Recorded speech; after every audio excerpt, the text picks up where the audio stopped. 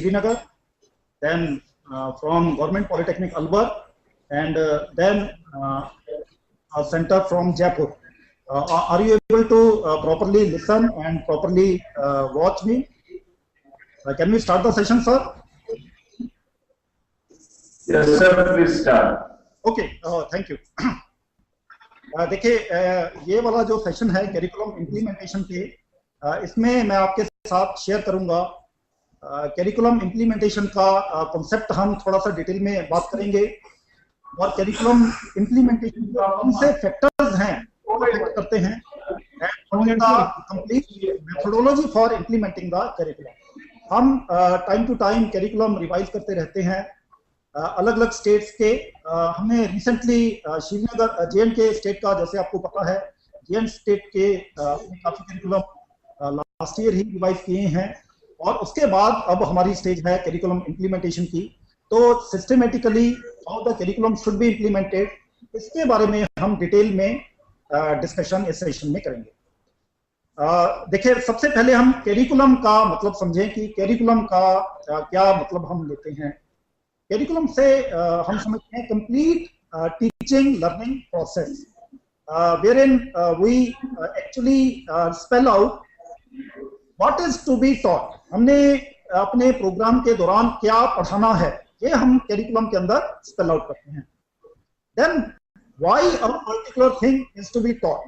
कोई भी सब्जेक्ट हम पढ़ा रहे हैं, ये हम क्यों पढ़ा रहे हैं, इसको पढ़ाने का क्या ऑब्जेक्टिव है और इसको पढ़ाने के बाद बच्चों में क्या नॉलेज आ जाएगी, क्या स्किल हम डेवलप कर पाएंगे, ये सभी चीजें भी हम ये करिकुलम का पार्ट है। And then how a particular thing is to be taught. कोई भी चीज हमने बच्चों को सिखानी है वो कैसे सिखानी है, लेक्चर से या कोई एक्चुअली हैंड ऑन एक्सपीरियंस है या कोई हम डेमोन्स्ट्रेट करते हैं कोई चीज, तो कंप्लीट इंस्ट्रक्शन स्ट्रेटेजी हमारी क्या होगी। और ये स्ट्रेटेजी है it will vary from subject to subject. तो टोटलिटी में what is to be taught, how a particular thing is to be taught, why a particular thing is to be taught, और कैसे स्टूडेंट्स की हमने evaluation हमने कैसे करनी है ताकि हमें ये पता चले कि जो भी हम सिखाना चाहते थे बच्चों को वो बच्चों ने सीख लिया है। और ये सभी चीजें हैं ये करिकुलम है। ये सभी चीजों जो मिल जाती हैं तो आपका ये करिकुलम बनता है। करिकुलम को अगर आपने अच्छे ढंग से समझना है तो हम करिकुलम को कैसे डेवलप करते हैं उसको टोटलिटी में प्रोसेस अगर आप देखेंगे तब आपको करिकुलम इम्प्लीमेंटेशन का कॉन्सेप्ट है वो एकदम क्लियर हो जाएगा। तो सबसे पहले देखें कि करिकुलम को हम कैसे डेवलप करते हैं। देखिए करिकुलम डेवलपमेंट की जब हम स्टेजेस पे जाते हैं, करिकुलम की डेवलपमेंट की पूरी प्रोसेस क्या है, तो फर्स्ट स्टेज है, the first stage is need analysis. Need analysis stage. In this stage, we actually find out what are the employment opportunities for the students who will be passing out from a particular program। इन जो बच्चे हैं एक particular programme में जिन्होंने enrol किया है, इन्हें कहाँ पे जॉब मिलेगी, किस टाइप की इंडस्ट्री में जॉब मिलेगी। मीडियम स्केल की इंडस्ट्री है, लार्ज स्केल की इंडस्ट्री है, पब्लिक सेक्टर है, प्राइवेट सेक्टर है, या कुछ बच्चे एज एंटरप्रेन्योर्स काम करेंगे, तो किस टाइप की जॉब मिलेगी, ये हम नीड एनालिसिस पे देखते हैं। Then what are the technological developments that have taken place in a particular discipline, ये भी हम चेक करते हैं। किस टाइप की नई मशीन्स आई हैं, स्टेट ऑफ आर्ट टेक्नोलॉजी, एक पर्टिकुलर एरिया के कॉरस्पॉन्डिंग जिसका हमने करिकुलम बनाना है उसके कॉरस्पॉन्डिंग क्या टेक्नोलॉजिकल एडवांसेस हैं, ये भी हम स्टेज पे चेक करते हैं। फिर ये भी चेक करते हैं कि जब हमारे स्टूडेंट्स हैं वो इंडस्ट्री में जाएंगे, वहां पे काम करेंगे, तो वहां पे किस टाइप की एक्टिविटीज वो डे टू डे बेसिस पे किस टाइप की एक्टिविटीज वो करते हैं, ये भी नीड एनालिसिस पे हम डिफाइन करते हैं।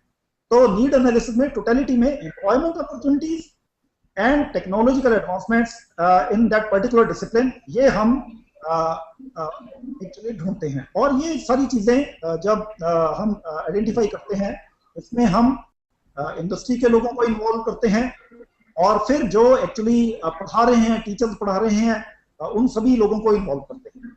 तो ये हमारी फर्स्ट स्टेज है। Then you come to the second stage. The second stage is curriculum design stage. Curriculum design में हम ये ढूंढते हैं कि हमने बच्चों को कौन कौन से सब्जेक्ट्स हमने उनको पढ़ाने हैं, और जब हमने सब्जेक्ट्स कर लिए, सब्जेक्ट एरियाज आइडेंटिफाई कर लिए, तब उनकी प्रॉपर सीक्वेंसिंग को भी हम आइडेंटिफाई करते हैं कि कौन से सब्जेक्ट पहले आएंगे, पहले फर्स्ट सेमेस्टर में क्या पढ़ा जाएगा, उसके बाद सेकंड सेमेस्टर में क्या पढ़ाया जाएगा, and then in subsequent semester which subjects will be taught. फिर हमारी ये भी कोशिश रहती है कि थ्योरी को प्रैक्टिकल के साथ इंटीग्रेट किया जाए।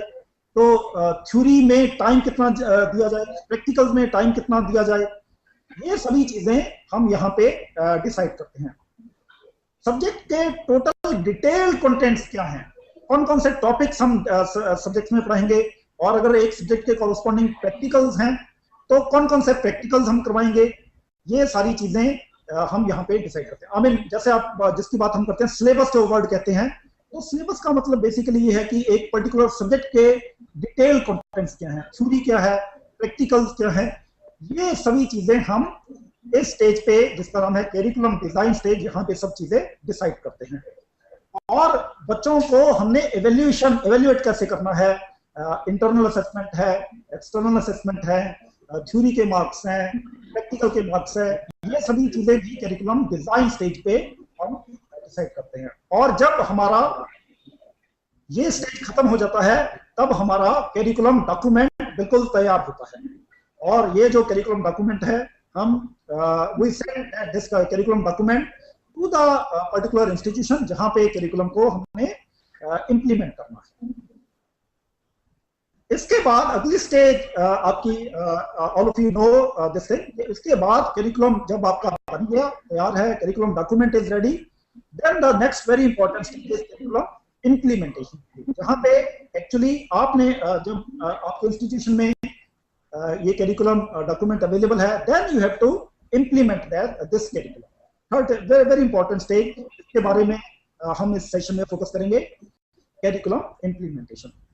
उसके बाद भी एक स्टेज है, अगर आपको कहीं पे करिकुलम इंप्लीमेंटेशन के अंदर आती हैं या आपको लगता है for improvement in curriculum design और इन इंप्लीमेंटेशन, तो वो आप फीडबैक आप इकट्ठी करते हैं स्टूडेंट से और टीचर से, and then you take practical action. इस फोर्थ स्टेज को हम कहते हैं करिकुलम इवैल्यूएशन। करिकुलम इवैल्यूएशन ऐसी स्टेज है जहां पे हम फीडबैक लेते हैं टीचर से और स्टूडेंट से, करिकुलम के रिलेटेड, करिकुलम चेंजेस के related, and then we take practical action. My friends, ये जो थर्ड स्टेज है जिस पे हम फोकस करेंगे, करिकुलम इंप्लीमेंटेशन, इस सेक्शन में ज्यादा मेरा फोकस करिकुलम इंप्लीमेंटेशन पे रहेगा। देखिए, सबसे पहले हम ये देखें कि करिकुलम इंप्लीमेंटेशन का क्या मतलब है, what we actually mean by curriculum implement. देखिए, इंप्लीमेंटेशन का ये मतलब है कि when you put all your resources into action, when you put into practice the courses of study, the syllabus and the subjects, जब actually आपके teachers they start engaging the classes, your students they start going to the workshops, the laboratories, वहां पे काम कर रहे हैं, और आपके बच्चे इंडस्ट्रियल ट्रेनिंग पे जा रहे हैं, तो जब सभी लोग इन्वॉल्व हैं और एक्चुअली टीचिंग लर्निंग हो रही है, that means that curriculum is being implemented. Is it right? So putting into practice the courses of study, the syllabus and the subject, putting into action all your resources, that is curriculum implementation. Curriculum implementation में एक दो चीजें बहुत important हैं कि implementation के दौरान students must acquire knowledge, skills and attitude. ये बहुत ही इंपॉर्टेंट एस्पेक्ट है। हम ये कहते हैं कि इंप्लीमेंटेशन के दौरान सिर्फ टीचिंग नहीं होनी चाहिए, टीचिंग के साथ साथ लर्निंग होना भी बहुत इंपॉर्टेंट है। तो knowledge, acquisition of knowledge, skills and attitude, that is very very important as far as curriculum implementation is concern. और इसके लिए एक और एस्पेक्ट आप देखिए, इंप्लीमेंटेशन के दौरान एक प्रॉपर लर्निंग एनवायरनमेंट हमें एस्टेब्लिश करना पड़ेगा, एक ऐसा एनवायरनमेंट जहां पे अगर बच्चों को if they have some clarity, अब अपने बच्चे डाउट क्लियर करना चाहते हैं तो वो अच्छे ढंग से टीचर के साथ इंटरेक्ट कर सके। A proper interaction should take place amongst the teacher as well as the students. तो उसके लिए एक सही एनवायरनमेंट, एक लर्नर फ्रेंडली एनवायरनमेंट हम क्रिएट करें, तो तभी आपकी करिकुलम इंप्लीमेंटेशन अच्छे ढंग से हो पाएगा। Is it alright? Okay, curriculum implementation बहुत ही इंपॉर्टेंट स्टेज है। देखिए, जैसे मैंने आपके साथ शेयर किया कि टोटल 4 स्टेजेस हैं करिकुलम डेवलपमेंट की, और मुझे लगता है कि इसमें से सबसे इंपॉर्टेंट है करिकुलम इंप्लीमेंटेशन। देखिए, करिकुलम इंप्लीमेंटेशन इतना इंपॉर्टेंट है कि हम ये कहते हैं कि मान लीजिए आपके पास ना 2 सिचुएशन है। एक सिचुएशन तो ये है कि आपने करिकुलम बड़े अच्छे ढंग से डिजाइन कर दिया, आपने अपना सिलेबस तो बनाया, अपने लोगों अच्छे लोगों को बुलाया, आपने फीडबैक ली इंडस्ट्री के लोगों से, टीचर से, टेक्नोलॉजिकल एडवांसमेंट्स देखी आपने क्या है, और उसकी बेस पे आपने बहुत बढ़िया आपका सिलेबस, आपका बहुत बढ़िया बिल्कुल लेटेस्ट आपने अपना सिलेबस बनाया, लेकिन उसने इंप्लीमेंटेशन अच्छे ढंग से नहीं किया। एक तो ये सिचुएशन है, और सेकंड सिचुएशन ये है कि आपने करिकुलम जो डिजाइन किया है वो इतना बढ़िया नहीं है। आपने कुछ फीडबैक ली, लोगों से कुछ इंफॉर्मेशन इकट्ठी की, और भी टेक्नोलॉजी भी देखी, लेकिन उसके बावजूद भी there is scope for improvement. आपने इतना बढ़िया आपका करिकुलम डिजाइन नहीं है, लेकिन जो भी आपने डिजाइन किया उसे बड़े अच्छे ढंग से आपने इंप्लीमेंटेशन पे आपने बहुत अच्छे ढंग से फोकस किया, आपने एफर्ट्स किए, इंप्लीमेंटेशन जो भी आपने बनाया उसको बहुत अच्छे ढंग से इंप्लीमेंट किया। तो आप देखेंगे कि जो आपका सेकेंड सिचुएशन है जहां पे आपने इंप्लीमेंटेशन बहुत बढ़िया ढंग से किया है, वहां पे आपको कंपैरेटिवली ज्यादा बढ़िया रिजल्ट मिलेंगे। वहां पे आपका जो बच्चों की कॉम्पिटेंसी है या बच्चों की नॉलेज एंड स्किल है वो अच्छे ढंग से डेवलप हो पाएगी as compare to the first situation.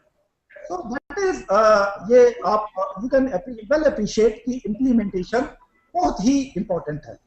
आप अदरवाइज नेशनल लेवल पे भी मैं जनरली देता हूं, I mean our politicians also they agree कि बहुत अच्छी स्कीम्स होती हैं, लेकिन जब धीरे धीरे करके जो एक्चुअल पर्सन, जिस आदमी के लिए स्कीम बनाई गई है उसके पास जो एक्चुअली बेनिफिट पहुंचना चाहिए वो अप्रोक्सीमेटली 5 से 10% तक ही वो बेनिफिट पहुंच पाता है। तो इम्प्लीमेंटेशन किसी भी स्कीम का डिजाइन, इम्प्लीमेंटेशन वो बहुत ही इंपॉर्टेंट है। ओके, देन उसके बाद आप देखिए एक और बड़ा इंपॉर्टेंट स्टेप कि हमने करिकुलम को जब इंप्लीमेंट करना है तो सिस्टमेटिकली हमारी अप्रोच क्या रहेगी, स्टेप बाय स्टेप हमें करिकुलम हम कैसे इंप्लीमेंट करें ताकि हमें इंस्टीट्यूशन लेवल पे या डिपार्टमेंट लेवल पे किसी टाइप की कोई दिक्कत ना आए।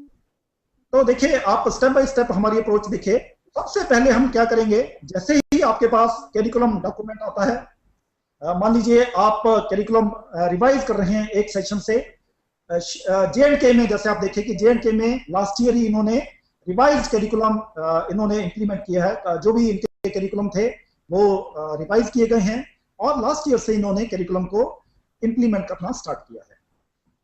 तो अभी देखिए, सबसे पहला हमारा स्टेप बाय स्टेप, जैसे ही आपने करिकुलम इंप्लीमेंट करना है, सबसे पहला स्टेप डिपार्टमेंट लेवल पे या इंस्टीट्यूशन लेवल पे क्या होना चाहिए, analysis of the curriculum to determine the changes. ये सबसे पहले बहुत इंपॉर्टेंट चीज है कि आप देखें टोटलिटी में कि जो हमारे पास रिवाइज्ड करिकुलम है उसमें क्या चेंजेस हैं as compare to the existing. क्या हमने कोई is there any new subject that has been added, या कोई ऐसा सब्जेक्ट है जो पहले पुराने करिकुलम में पढ़ाया जा रहा था और इस बार हमने उसे डिलीट कर दिया है, या कोई ऐसे प्रैक्टिकल्स थे जो पहले करवाए जा रहे थे वो इस बार अभी नहीं करवाए जा रहे हैं। कई बार आप देखेंगे कि पूरे कोर्स के ऑब्जेक्टिव्स ही चेंज हो जाते हैं, पूरे कोर्स के ऑब्जेक्टिव्स में ही चेंज आ जाती है, तो पूरा टोटलिटी में इंस्ट्रक्शन स्ट्रेटजी हमें चेंज करनी पड़ेगी। तो पूरा टोटलिटी में आप देखें, एक टीम बनाए, हेड ऑफ डिपार्टमेंट हैं या कुछ कोई सीनियर फैकल्टी मेंबर्स हैं, वो बैठ के देखते हैं कि हमारे करिकुलम के अंदर क्या चेंजेस आए हैं। ये हमारा फर्स्ट स्टेप होना चाहिए। ओके, इसके बाद आप देखिए सेकंड स्टेप क्या है, orientation of the faculty about salient features of curriculum. ये देखिए, ये बहुत ही इंपॉर्टेंट स्टेप है और ये हम समझते हैं कि ये कहीं ना कहीं पे मिस आउट हो रहा है, ये स्टेप हम छोड़ देते हैं। मैं आपको बताता हूं कि हम जनरली इंस्टीट्यूशन में क्या होता है, इंस्टीट्यूशन में जैसे ही रिवाइज करिकुलम आता है तो जो एक पर्टिकुलर टीचर है, एक सब्जेक्ट पढ़ा रहा है, उस सब्जेक्ट के रिलेटेड क्या चेंजेस आई हैं वो हम उस सब्जेक्ट टीचर को पास ऑन कर देते हैं कि आप लास्ट टाइम ये पढ़ा रहे थे, अब आपके रिवाइज करिकुलम में ये चीज आ गई है, अब आपने अगले सेमेस्टर से ये आपने पढ़ाना है।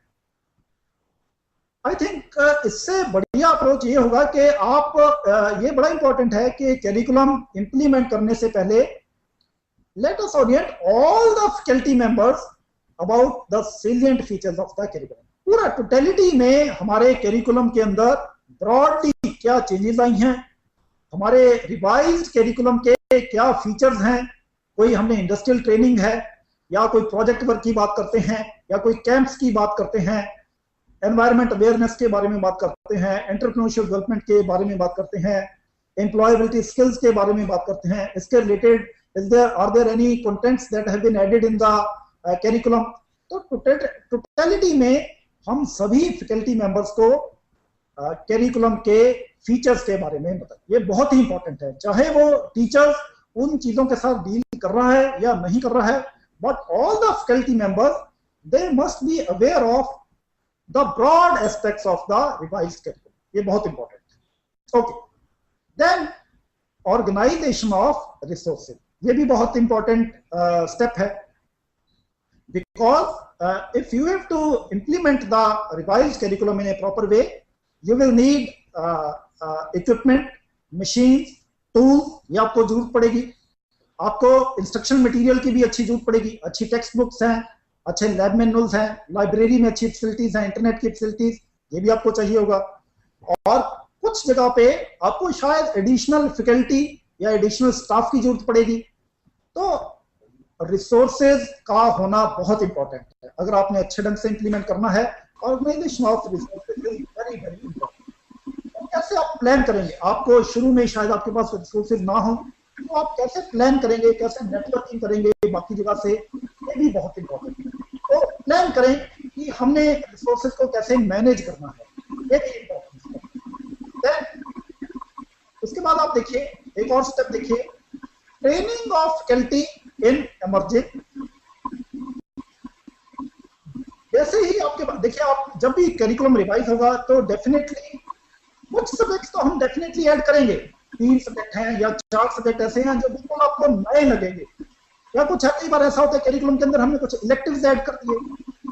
Now these subjects might be new for the polytechnic और इंजीनियरिंग कॉलेज, या फैकल्टी के मेंबर्स हैं वो खुद कहेंगे कि सर ये तो बिल्कुल नया सब्जेक्ट है, अगर आप मुझे ये पढ़ाने को कहते हैं तो मैं तो मुझे खुद ट्रेनिंग की जरूरत इसमें है। That means you need to train the faculty members in specific subject areas. कुछ जो इमर्जिंग एरियाज हैं जो हमने सिलेबस के अंदर डाले हैं, उसके रिलेटेड आपको अपने फैकल्टी मेंबर्स को आप पहले तो आइडेंटिफाई करें कि इस सब्जेक्ट को, इस नए सब्जेक्ट को ये फैकल्टी मेंबर पढ़ाएगा, पहले तो आप ये आइडेंटिफाई करें। उसके बाद आपको you have to make efforts, institution has to make efforts so that the faculty member they are sent for training, they are updated in that particular subject area, ताकि वो बड़े कन्वीनियंटली वो सब्जेक्ट को पढ़ा सके, चाहे वो थ्योरी के कंटेंट्स हैं या प्रैक्टिकल के कंटेंट्स हैं। So training of faculty in specific subject areas is very very important. And then preparation of instructional resources. आप देखेंगे कि कुछ ऐसे एरियाज हैं जहां पे इंस्ट्रक्शनल मटेरियल अच्छा गुड इंस्ट्रक्शनल मटेरियल नहीं है। फॉर एग्जांपल देखिए, मान लीजिए टेक्स्ट बुक्स हैं या लैब मैनुअल्स हैं, और कुछ ऐसे कोर्सेज हैं जो अगर बिल्कुल नए कोर्सेज आप स्टार्ट कर रहे हैं तो वहां पे तो डेफिनेटली इंस्ट्रक्शन मटेरियल की कमी है। मेरे माइंड में एकदम इंस्टेंटली मेरे माइंड में आता है, हमने J&K स्टेट के लिए हमने काफी टाइम पहले एक डिप्लोमा कोर्स हमने डिजाइन किया था, वुड टेक्नोलॉजी का डिप्लोमा कोर्स था। तो उसमें मुझे लगता है कि definitely I can appreciate the fact कि वहां पे अच्छी टेक्स्ट बुक्स है या लैब मैनुअल्स है, वो अभी चीजें अवेलेबल नहीं है। तो इंस्टीट्यूशन पे लेवल पे भी हमें एफर्ट करने पड़ेंगे कि we prepare good instructional material. हम टीम बनाए लोगों की, कुछ बाहर से एक्सपर्ट लें या कोई ऐसी ऑर्गेनाइजेशन जो इस एरिया में इन्वॉल्व है, 4-5 लोगों की टीम बनाएं और जो एक्चुअली टीचर हैं जो इन्वॉल्व हैं उसे पढ़ाने में, he is also part of the team. और ये टीम जो है टोटल मिलके कुछ कोई नोट्स फॉर्म में या कुछ छोटी सी बुकलेट फॉर्म में इंस्ट्रक्शन रिसोर्सेज तैयार करे। तो इंस्ट्रक्शन रिसोर्सेज बहुत ही इंपॉर्टेंट है। अगर अच्छे ढंग से करिकुलम को आपने इंप्लीमेंट करना है, आप पढ़ा देते हैं, लेकिन ultimately students also need some instruction material जिसको वो स्टडी कर सकें, एज ए रेफरेंस मटेरियल से यूज कर सकें। लाइब्रेरी में भी आपके अच्छे इंस्ट्रक्शन मटेरियल की जरूरत है। तो गुड इंस्ट्रक्शन मटेरियल लाइब्रेरी में अवेलेबल हो, इंस्टीट्यूशन में अवेलेबल हो, it should be available to the students. इसके लिए भी कुछ एफर्ट्स करने की जरूरत है। ओके, देन उसके बाद आप देखिए, अब हम आइडेंटिफाई करें कि कौन सी ऐसी चीजें हैं जो अफेक्ट करती हैं करिकुलम इंप्लीमेंटेशन को।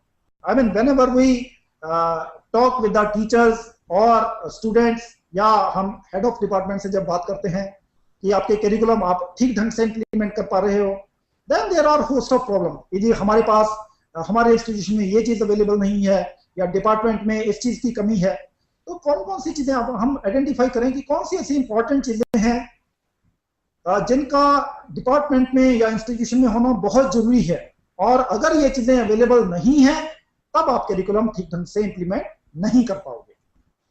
तो सबसे पहला factor, some of these thing you already know, लेकिन मैं आपके साथ कुछ चीजें मैं शेयर करना चाहूंगा।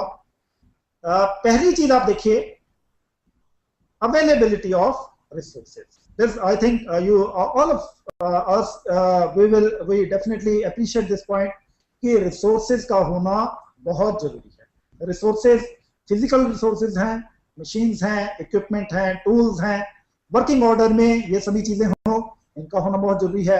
अच्छा इंस्ट्रक्शन मटेरियल हो, ये बहुत इंपॉर्टेंट है।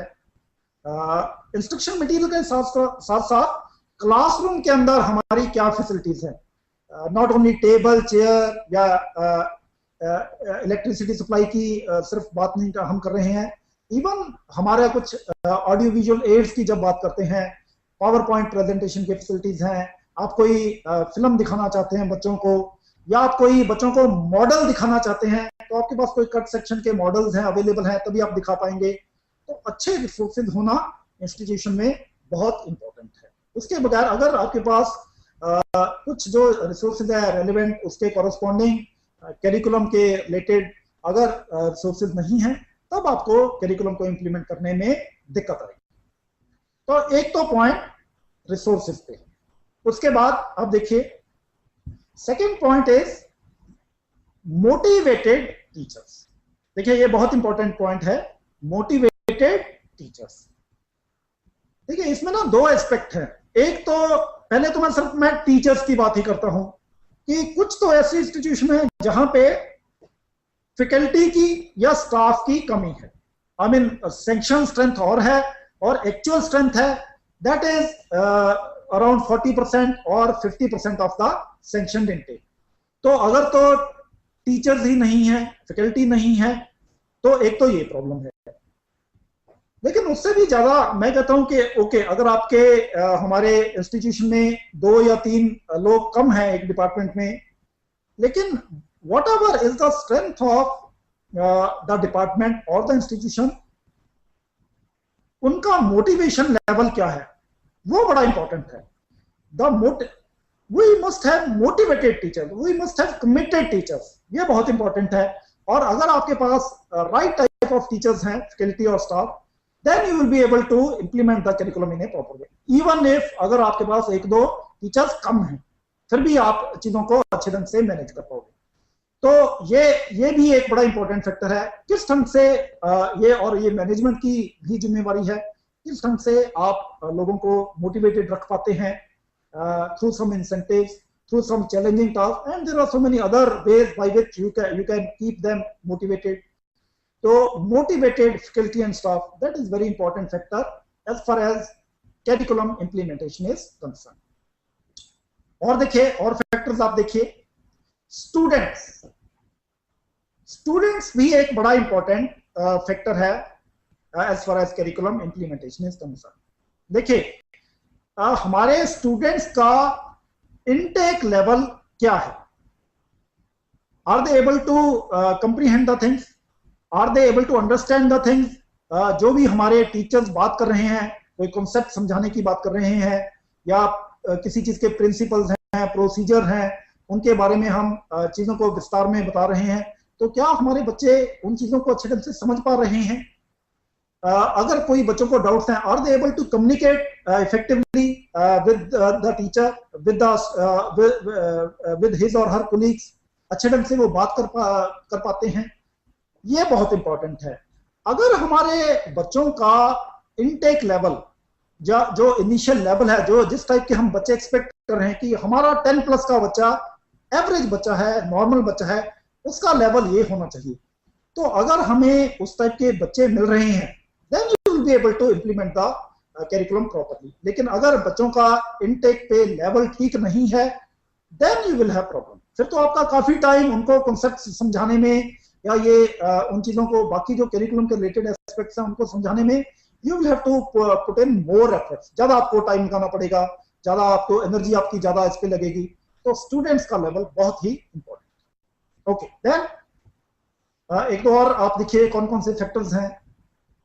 Leadership at the institute level, leadership at the department level. देखिए हम कोशिश करें कि करिकुलम अगर अच्छे ढंग से इंप्लीमेंट हम चाहते हैं कि डिपार्टमेंट में या फैकल्टी के मेंबर्स अलग अलग लेवल पे अच्छे ढंग से करिकुलम को इंप्लीमेंट करें, तो उसके लिए इंपॉर्टेंट है कि अगर हम थोड़ा सा फ्लेक्सिबिलिटी देने की कोशिश करें करिकुलम ऑफरिंग के अंदर।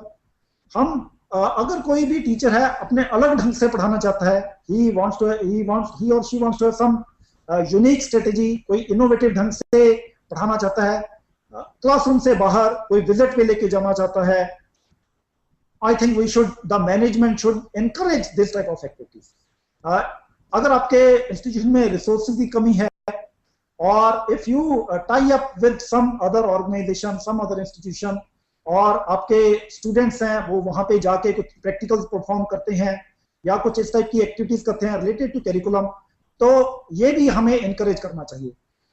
प्रैक्टिकल्स एक ऐसा पोर्शन है और ये सभी आप अप्रिशिएट करेंगे जहां पे कहीं ना कहीं पे हम पीछे रह जाते हैं। जो थ्योरी वाला पोर्शन है, क्लासरूम के अंदर टीचिंग है, वहां पे कोई दिक्कत नहीं है, वहां पे टीचर पढ़ा भी पाते हैं, बच्चे चीजों को नॉलेज गेन भी कर लेते हैं। लेकिन हैंड्स ऑन एक्सपीरियंस है, ऑन द जॉब ट्रेनिंग है, या एक्चुअली जब स्किल डेवलप करने की बात आती है वहां पे शायद हम प्रॉपर टाइम नहीं दे पाते हैं, या उतना जो चीजें या जितना एफर्ट्स चाहिए वो नहीं दे पाते हैं। There is lot of scope for improvement. तो यहाँ पे leadership comes into picture. We should promote all this things. आपको चाहे रिसोर्सेज की कमी है या आपको इक्विपमेंट की कमी है, किसी न किसी तरह से चीजों को ऑर्गेनाइज किया जाए, नेटवर्किंग की जाए और बच्चों के अंदर डिजायर्ड नॉलेज एंड स्किल्स हम डेवलप करें। ये हमारा लीडर्स का उद्देश्य होना चाहिए। ओके, उसके बाद आप देखिए लिंकेज विद द इंडस्ट्री। ये जो ऐसा एस्पेक्ट है with which all of you are aware, मुझे लगता है कि शायद मुझे ज्यादा एम्फेसिस इस पे देने की जरूरत नहीं है। हम एक्चुअली जो भी प्रोग्राम कर रहे हैं इंजीनियरिंग कॉलेजेस में या पॉलिटेक्निक्स के अंदर, जो भी आप प्रोग्राम ऑफर कर रहे हैं स्टूडेंट्स के लिए, in fact they are all meant for the industry. We are actually helping the industry. हम हमारी इंडस्ट्री को ट्रेन्ड मैन पावर देने की कोशिश कर रहे हैं। So why not involve the industry during implementation? Why not call the experts from the industry during implementation? वो हमारे बच्चों के साथ शेयर करें कि क्या लेटेस्ट टेक्नोलॉजिकल डेवलपमेंट्स है इन रिस्पेक्टिव एरिया, और हमारे इंडस्ट्री के लोगों को कि उनकी क्या एक्सपेक्टेशंस हैं, वो हमारे बच्चों से क्या चाहते हैं, किस टाइप की नॉलेज वो चाहते हैं हमारे बच्चों में हो, किस टाइप की स्किल्स हमारे स्टूडेंट्स के अंदर हो, ये सारी चीजें अगर इंडस्ट्री के लोग हमारे इंस्टीट्यूशन में आके शेयर करें, that will do a lot of good to the students, और इस तरह आपका करिकुलम अच्छे ढंग से आप इंप्लीमेंट कर पाएंगे। Then my friends, the environment of the institute and the culture of the institute. देखिए, अगर आप हमारा इंस्टीट्यूशन में जब टीचिंग लर्निंग प्रोसेस पे हमारा फोकस है, तो हमारी टीचिंग लर्निंग प्रोसेस और इफेक्टिव कैसे हो सकती है, और बढ़िया हम कैसे पढ़ा सकते हैं, और हमारा स्टूडेंट और अच्छा कैसे सीख सकते हैं, तो इसके लिए एक इंपॉर्टेंट फैक्टर है environment and culture of the institution. किस टाइप का एनवायरनमेंट हमारी संस्था का होना चाहिए ताकि हमारे बच्चे मैक्सिमम सीख सकें। तो आप देखेंगे कि अच्छा एनवायरनमेंट है, neat and clean environment, greenery all around, और आसपास की चीजें जो हमने ऑर्गेनाइज की हुई हैं, इक्विपमेंट है आपका या फर्नीचर है, क्लासरूम के अंदर जो भी आपने सेटअप किया हुआ है, वो अच्छे ढंग से चीजें ऑर्गेनाइज की हुई हो, कोई चीजें टूटी ना हो, all the things are at proper place. तो अगर इस टाइप की चीजें हमारी संस्थाओं में हैं, देन वी कैन से कि एक अच्छा एनवायरनमेंट है, और तभी आपके स्टूडेंट्स हैं अच्छा सीख पाएंगे। हमारे टीचर्स का भी दिल करेगा कि वो इंस्टीट्यूशन में आके अच्छे ढंग से पढ़ा सकें, अच्छे ढंग से एफिशिएंटली काम कर सकें। Environment is very very important. And same thing is true for as far as culture is concern. हमारा कल्चर क्या है, do we focus on quality, क्या हमारा फोकस है कि हमने अच्छे ढंग से करिकुलम को इंप्लीमेंट करना है, क्या हमारा एम्फेसिस है कि हमने इंडस्ट्री को इन्वॉल्व करना है इंप्लीमेंटेशन के दौरान। तो कल्चर, अगर ये इस टाइप का कल्चर है, और क्या हमारा फोकस है कि हमने जो भी टारगेट रखा हुआ है कि इस डेट को हमने ये एक्टिविटी खत्म कर देनी है, इस डेट को हमने एग्जाम कमेंस हो ही जाने हैं, इस डेट को सभी स्टूडेंट्स ने ट्रेनिंग के लिए जाना ही है। तो इस टाइप का अगर हमने टारगेट रखे हुए हैं और हम within that time limit चीजों को कंप्लीट कर पाते हैं, that talks about the culture of the institute. तो environment and culture, both these factors are very very important as far as implementation is concerned. Okay, देखिए, मैंने आपके साथ शेयर किया फैक्टर्स कौन कौन से हैं, थोड़ा सा मैंने स्टेप्स के बारे में भी बताया। अब मैं टोटलिटी में आपको बताता हूं कि कंप्लीट मेथोडोलॉजी क्या है। अगर आपने करिकुलम को इंप्लीमेंट करना है तो आपकी अप्रोच क्या होनी चाहिए, डिपार्टमेंट लेवल पे या इंस्टीट्यूशन लेवल पे आपकी अप्रोच क्या होनी चाहिए, आप कैसा पूरी प्लान कैसे बनाएंगे करिकुलम को इंप्लीमेंट करने के लिए। तो देखिए, अगर आपने करिकुलम को अच्छे ढंग से इंप्लीमेंट करना है तो पहला आपका स्टेप होगा, मैंने आपके साथ कुछ फैक्टर्स शेयर किए, तो आपका पहला स्टेप ये होगा आइडेंटिफाई की एरियाज, कि आपने कौन कौन से एरियाज हैं जहां पे आपने फोकस करना है ड्यूरिंग इंप्लीमेंटेशन। जैसे मैं आपको एक दो एरियाज बताता हूं। जैसे आप ये डिसाइड करते हैं कि मैंने रिसोर्सेज पे फोकस करना है, कि हमने अच्छे ढंग से विद इन स्टिपुलेटेड टाइम हमने रिसोर्सेज को ऑर्गेनाइज करना है, मशीनें लेनी है, इक्विपमेंट लेना है, या अगर फैकल्टी या स्टाफ की कमी है उसके कॉरस्पॉन्डिंग हमने एक्शन लेना है। तो ये आपका हो गया फर्स्ट स्टेप, आइडेंटिफिकेशन ऑफ की एरियाज। लेकिन कई बार ऐसा होता है कि दिस की एरिया इज वेरी ब्रॉड, बहुत बड़ा एरिया होता है। अगर आपका की एरिया बहुत बड़ा है तब आप उसे थोड़े से छोटे छोटे टास्क में बांट लीजिए। ये आपका सेकंड स्टेप होगा। This is identification of related task. छोटे छोटे टास्क में आप उस चीजों को बांटिए। इसको मैं थोड़ा सा आपको डिटेल में मैं अभी आपको नेक्स्ट स्लाइड में मैं बताऊंगा कि एक बड़ा एरिया है उसे छोटे छोटे टास्क में आपने कैसे बांटना है। और जब आपने की एरियाज आइडेंटिफाई कर लिए, की टास्क आइडेंटिफाई कर लिए, the next step will be making the people responsible for key areas and tasks. ये बहुत इंपॉर्टेंट है कि हम कोई जो भी आपने टास्क या एरियाज आइडेंटिफाई किया उसके corresponding who will be the person responsible for taking care of that key area or carrying out those tasks, उसके लिए कौन रिस्पॉन्सिबल है। तो some senior faculty member और HOD और principal who is responsible for carrying out these activity, ये भी हम आइडेंटिफाई करते हैं। तो इन सभी चीजों को मिला के पूरे की पूरी आपकी प्लान बन जाएगी। तो once you identify all these things, you make a plan, total complete plan. इसको मैं कहता हूँ ऑपरेशन प्लान, और एक ये टेबुलर फॉर्म में ये सारी प्लान आएगी, और उस प्लान में लिखा होगा की एरिया कौन सा है, टास्क कौन सा है, और who is the person responsible for this one. ये मैं आपको अगली स्लाइड में आपको ये ऑपरेशन प्लान दिखाई देगा टेबुलर फॉर्म में। और कैरिकुलम इंप्लीमेंटेशन का एक्चुअली मतलब ये होगा, अगर ये आपने ऑपरेशन प्लान आपने इंप्लीमेंट अच्छे ढंग से कर दी तो आपका कैरिकुलम इंप्लीमेंटेशन अच्छे ढंग से हो जाएगा। So implementation is nothing but actually implementation of this operation plan which you have prepare. अब देखिए आप, ये ऑपरेशन प्लान आपको कैसे दिखाई देगी, ये देखिए आप अगली स्लाइड में टोटल ऑपरेशन प्लान आपको कैसे दिखाई देगी।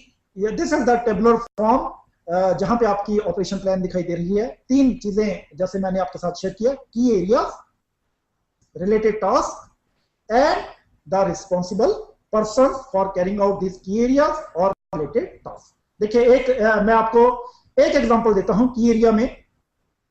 मान लीजिए इंप्लीमेंटेशन के लिए आपका एक स्टेप, जैसे मैंने आपके साथ जब शेयर भी मैं कर रहा था, orientation program for the faculty and the staff, ये आप चीज करना चाहते हैं सभी लोगों के लिए।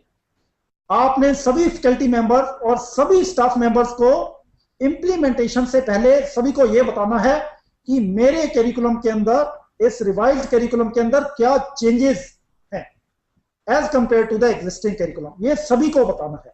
ये मेरा की एरिया है। अब ये एक बड़ा एरिया है, इसको थोड़े से छोटे छोटे पार्ट में आप बांटे तो इसका एक छोटा सा टास्क देखिए। एक तो है कि जस्ट आप ओरिएंटेशन कर दें कि कैरिकुलम के अंदर क्या चेंजेस आई हैं और कोर्स के ऑब्जेक्टिव्स में क्या चेंजेस आई हैं as compare to the existing curriculum. ये मेरा एक छोटा सा टास्क हो गया। अब इसके लिए कौन, who is the person responsible for this thing, who will carry out this task, तो इसके लिए the right person is head of department. उसकी रिस्पॉन्सिबिलिटी है कि सभी फैकल्टी मेंबर्स को बताए कि हमारे सिलेबस के अंदर अगले सेशन से क्या कैरिकुलम के अंदर क्या चेंजेस आएंगी और क्या हमने नया पढ़ाना है, क्या नहीं पढ़ाना है। ये हेड ऑफ डिपार्टमेंट है, ये सभी फैकल्टी मेंबर्स को बताएगा। एक तो ये टास्क है, लेकिन जैसे मैंने बताया एक बड़ा एरिया है, इसके रिलेटेड एक दो और आप देखिए टास्क देखिए। इसी के रिलेटेड एक टास्क और होगा, एडिशनल रिसोर्सेज रिक्वायर्ड, इसको आइडेंटिफाई किया जाए। जब भी आप रिवाइज्ड कैरिकुलम चलाते हैं तो आपको कुछ एडिशनल रिसोर्सेज की जरूरत पड़ेगी। हो सकता है आपको एडिशनल इक्विपमेंट की जरूरत पड़े, हो सकता है आपको एडिशनल फैकल्टी या स्टाफ मेंबर की जरूरत पड़े, हो सकता है रिसोर्सेज की कुछ इंस्ट्रक्शनल मटेरियल की जरूरत पड़े, तो एडिशनल रिसोर्सेज चाहिए। वो आपको एडिशनल क्या चाहिए ये भी आप आइडेंटिफाई करें। तो एचओडी और एक या दो फैकल्टी मेंबर्स हैं कंसर्न डिपार्टमेंट के, वो सभी मिलके आइडेंटिफाई करें इस कैरिकुलम को इंप्लीमेंट करने के लिए हमें एडिशनल रिसोर्सेज क्या चाहिए। एक तो मैं और आपको एरिया दिखाता हूं, ये और एरिया था orientation program for faculty and staff. एक और ये एरिया और देखिए, प्रोक्योरिंग द रिसोर्सेज। आपने अगर कैरिकुलम को अच्छे ढंग से इंप्लीमेंट करना है, आपको रिसोर्सेज की जरूरत है, और अगर आपकी इंस्टीट्यूशन में रिसोर्सेज वो नहीं है, then you need to procure those resources. तो ये भी एक बड़ा area, this is a big area.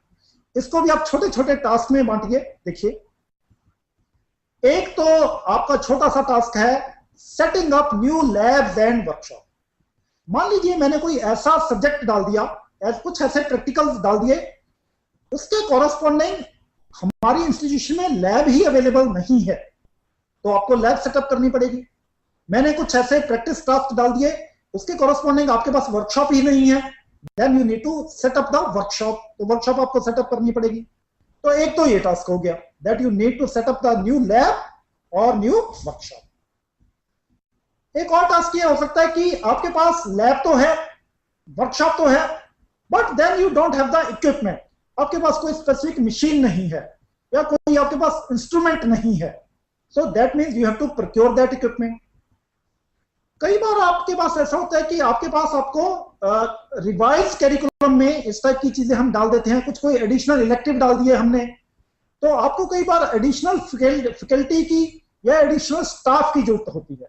So that means you have to induct human resources. तो ये चीजें हैं आपकी रिलेटेड टू प्रोक्योरिंग रिसोर्सेज। और इसके कॉरेस्पॉन्डिंग आप देखिए कि who is the person responsible for these task, setting up new labs and workshop, इसके लिए कौन रिस्पॉन्सिबल होगा? Procuring equipment, who is the person responsible for this, and inducting human resources, इसके लिए कौन रिस्पॉन्सिबल है? देखिए, principal or HOD for setting up new labs and workshops, head of department for procuring the equipment, and directorate of technical education or principal for recruiting staff or faculty। क्योंकि recruitment के लिए आपको अपने qualification देखनी होती है, experience देखना होता है। That is why directorate of technical education or principal they come into the picture। एक आधा और आप देखिए, की एरिया और देखिए, ऑर्गेनाइजिंग फैकल्टी डेवलपमेंट प्रोग्राम्स, ये भी बहुत इंपॉर्टेंट है, ऑर्गेनाइजिंग फैकल्टी डेवलपमेंट प्रोग्राम्स। अगर हमारे करिकुलम के अंदर कुछ नए सब्जेक्ट्स हैं, उनको अच्छे ढंग से पढ़ाने के लिए हमें अपने फैकल्टी मेंबर्स को ट्रेनिंग देनी पड़ेगी। तो organizing faculty training programs for that, ये भी एक बहुत बड़ा एरिया है, दिस ए बिग एरिया। इसके लिए आप देखिए छोटे छोटे टास्क आप देखिए। एक तो है, अब जो ट्रेनिंग देनी है वो 2-3 एरियाज में आप दे सकते हैं।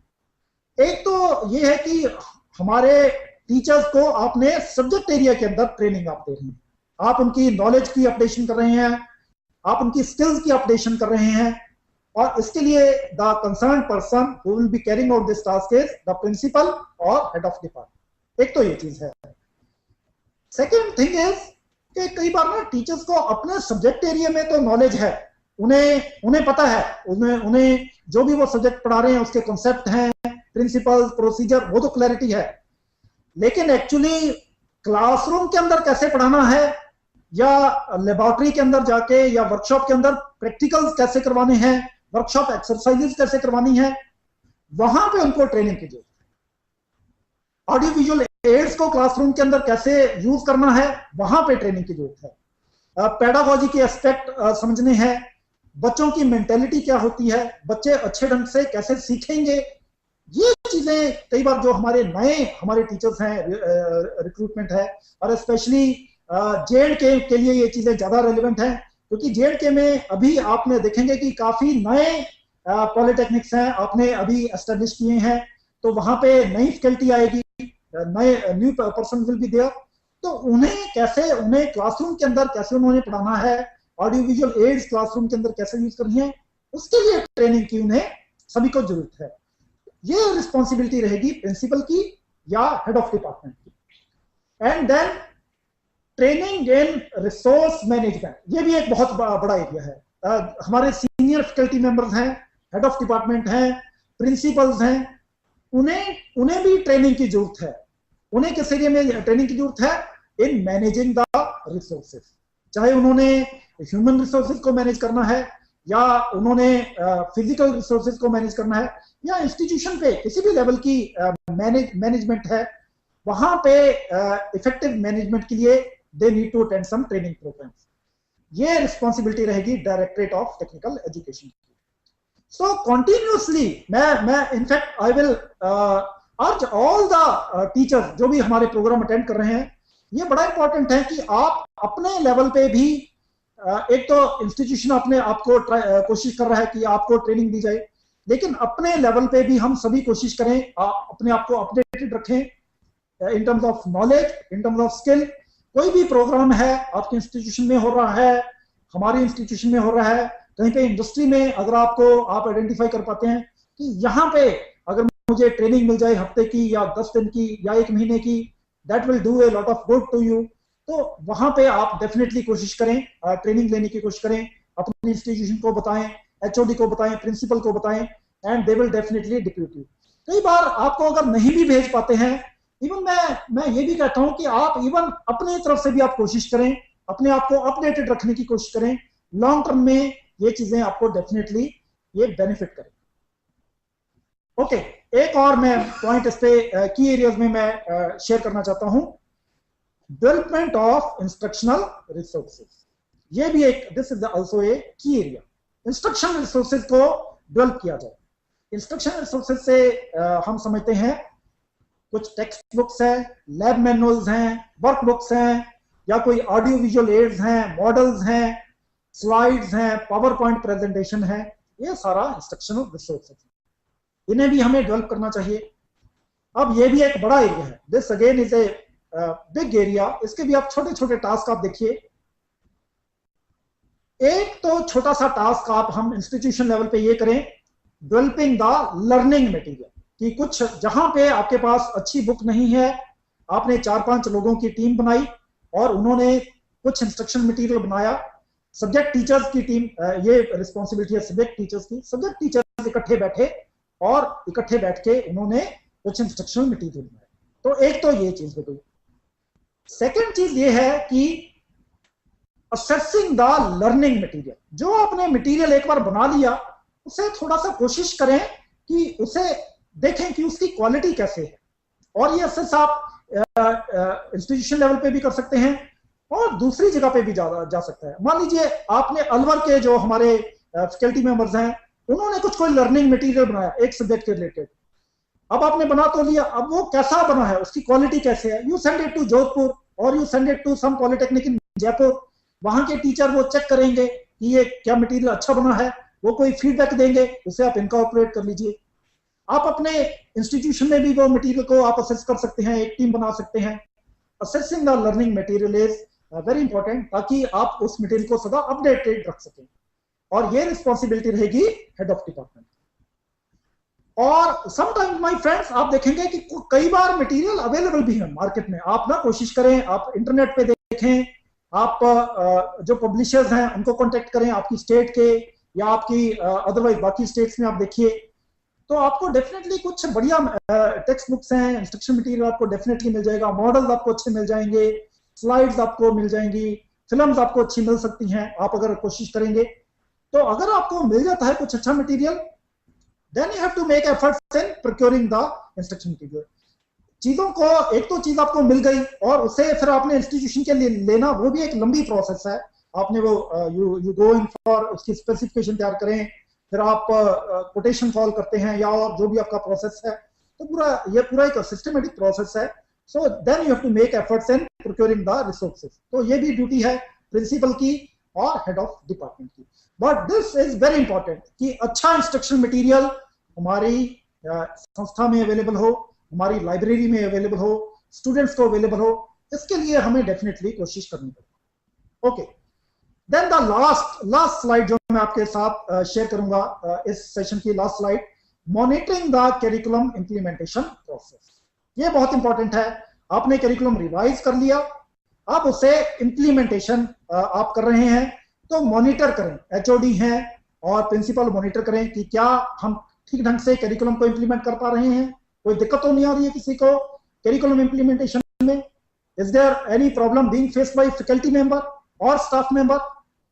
इसके छोटे छोटे आप देखिए टास्क देखिए, allotting the duties for implementation. एक तो बिल्कुल क्लैरिटी के साथ सभी को आप बता दें, सभी फैकल्टी मेंबर्स को, सभी स्टाफ मेंबर्स को, कि उनका करिकुलम इंप्लीमेंटेशन में क्या रोल है।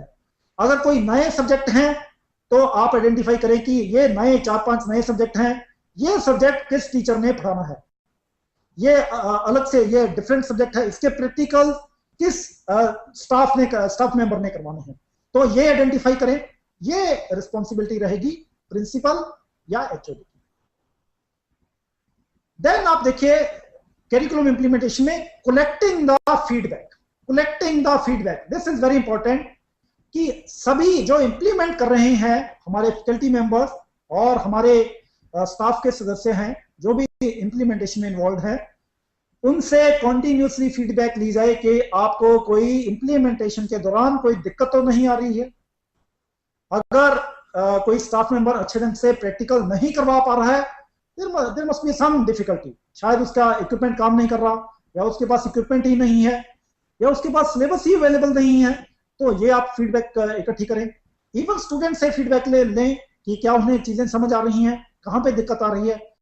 Collecting the feedback is very important. आप विजिट करें, मैं इनफैक्ट, और ये आपके करते हैं, मैंने देखा है JNK में और राजस्थान में हमने देखा है, ये कॉन्टिन्यूसली आपके प्रिंसिपल्स हैं, HODs हैं, they keep on visiting various department, they visit the classes, और उसका बेसिकली पर्पस यही होता है कि इम्प्लीमेंटेशन में हमारे लोगों को किसी टाइप की दिक्कत तो नहीं आ रही है। ये ये रिस्पॉन्सिबिलिटी रहेगी हेड ऑफ डिपार्टमेंट की। देन आप देखिए, इसी में आप देखिए एक टास्क है इंडस्ट्री इंस्टीट्यूट इंटरेक्शन। ये बहुत इंपॉर्टेंट है, इसे स्ट्रेंथन किया जाए। जितना भी इंडस्ट्री के सामने इंटरेक्शन हो रहा है दैट इज ऑल राइट, लेकिन कॉन्टिन्यूसली उसे और रीइंफोर्स करें। हम देखें कि हमने इस सेमेस्टर के अंदर कितने इंडस्ट्री के लोगों को अपनी संस्था में बुलाया, क्या हम वो चीजों को डॉक्यूमेंट करें, और अगले सेमेस्टर में हम कितने लोगों को बुलाने जा रहे हैं। इस सेमेस्टर के अंदर हमारे स्टूडेंट्स कितनी इंडस्ट्रीज में उन्होंने विजिट किया, और अगले सेमेस्टर में क्या हम 1 या 2 नंबर और बढ़ा सकते हैं, ये बड़ा इंपॉर्टेंट है। प्रोजेक्ट वर्क, कोई लाइव प्रोजेक्ट है, हमारे स्टूडेंट है वो इंडस्ट्री में ले रहे हैं, तो इस टाइप की अगर आप कोशिश करेंगे तो धीरे धीरे करके आप इंडस्ट्री इंस्टीट्यूट इंटरेक्शन और बढ़िया कर सकते हैं। And last thing is training of the student. Training बच्चों की बहुत जरूरी है। इंडस्ट्रियल ट्रेनिंग जो कि अराउंड 1 महीने की या 1.5 महीने की होती है, उस पर भी इंडस्ट्री भी कोशिश करती है, इंस्टीट्यूशन भी कोशिश करे। जनरली देखिए, हम स्टूडेंट्स को कह देते हैं कि आपकी इंडस्ट्रियल ट्रेनिंग है, और उसके बाद इंस्टीट्यूशन को लगता है हमारा काम खत्म हो गया। उसके बाद स्टूडेंट्स ने अपनी तरफ से एफर्ट करने हैं, वो कहाँ जाएं कहाँ ना जाएं, क्या करना है उन्होंने, तो हम बहुत कम उनको इनपुट देते हैं as far as industrial training is concern. लेकिन मुझे लगता है कि इंडस्ट्री की ट्रेनिंग के लिए हमें इंस्टीट्यूशन को, हमारे पॉलिटेक्निक को या इंजीनियरिंग कॉलेज को बहुत एफर्ट करने चाहिए। ट्रेनिंग एंड प्लेसमेंट ऑफिसर का बहुत इंपॉर्टेंट रोल है कि बच्चों को हेल्प करें।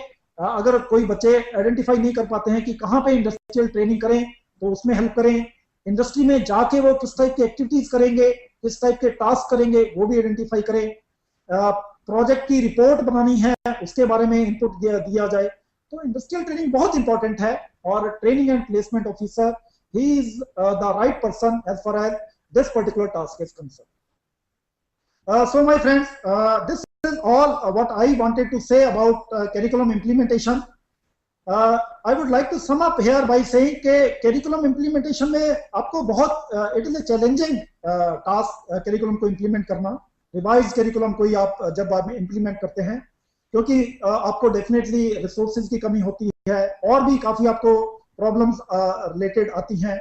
लेकिन अगर institution level पे और डिपार्टमेंट लेवल पे कमिटमेंट है कि हमने, अगर कोई भी प्रॉब्लम आएगी, हम उसे बैठ के इकट्ठे मिलके एक टीम में हम उसे आइडेंटिफाई करेंगे कि किस टाइप की प्रॉब्लम है, क्या बॉटलनेक है, कहाँ पे लैकुना है, उसे आइडेंटिफाई करेंगे और उसे प्रॉब्लम को सॉल्व करने की कोशिश करेंगे। ये अगर कमिटमेंट है और अगर मोटिवेशन है कि कोई भी दिक्कत आएगी, कोई भी प्रॉब्लम आएगी, हमारी एक कोशिश रहेगी कि इन प्रॉब्लम्स को दूर करेंगे, और करिकुलम इंप्लीमेंटेशन को, we will implement the curriculum in the right spirit, in the same spirit in which it has been design. तो अगर ये चीजें अगर हमारे माइंड में रहेगी तो डेफिनेटली हम करिकुलम को अच्छे ढंग से इंप्लीमेंट कर पाएंगे। Thank you very much.